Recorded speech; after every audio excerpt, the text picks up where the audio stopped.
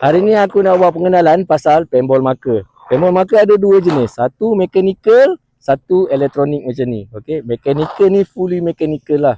Daripada mechanical ni semua dia tak ada guna sebarang-barang elektronik dalam ni. Mechanical marker dia punya complete set. Ni marker, yang ni loader, kita panggil gravity loader.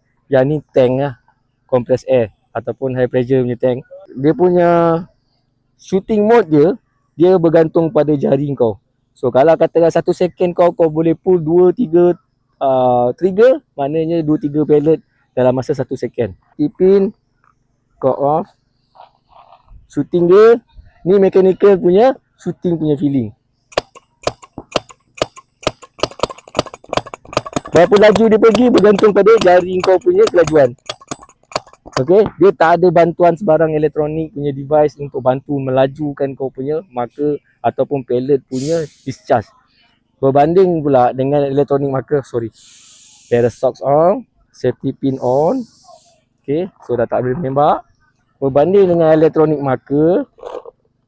marker memerlukan elektronik loader. Loader ni elektronik, dia ada motor dalam ni, dia akan push pellet ni, akan masuk dalam chamber dalam marker ni untuk keluarkan pellet laju. Sebab elektronik marker ni dia ada satu elektronik board untuk control cycle bolt dalam ni, untuk lajukan bolt tu bergantung pada setting korang. Kalau katakan dia boleh semaksimum 25 volt per second. Macam sekarang aku setting 10.5 volt per second. Dia bergantung juga pada kelajuan jari. Kalau jari kau laju, dia boleh keluar semaksimum 10.5. Ikut pada setting.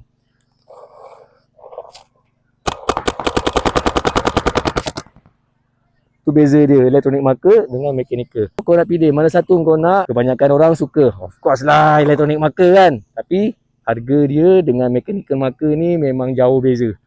Right? Ni beza dia. Elektronik marker dengan mechanical marker.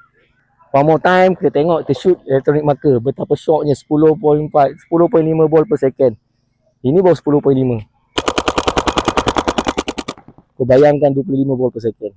Hey guys, jom main paintball.